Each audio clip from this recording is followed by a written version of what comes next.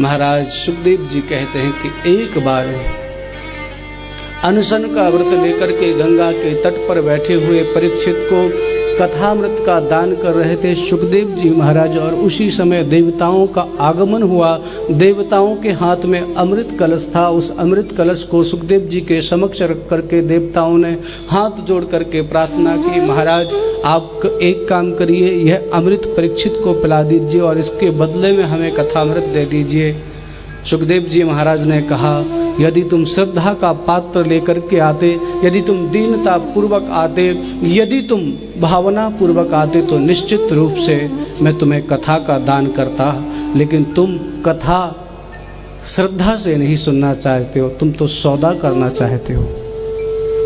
कथा श्रद्धा का विषय है, सौदा का विषय नहीं है। इसके बदले में ये ऐसा नहीं हो सकता, तुम्हारी और हमारी वस्तु का कोई मेल नहीं है। यह भागवत की कथा, ये तो अमृत से भी श्रेष्ठ है। स्वर्ग का जो अमृत पिएगा, स्वर्ग का जो अमृत पान करेगा तो स्वर्ग मिलेगा उसको। और स्वर्ग में क्या है, बड़े क्षीणे पुण्य मर्त लोके विशंति। जब तुम्हारे सुकृत क्षय हो जाएंगे तो फिर पुनः इसी लोक में आओगे।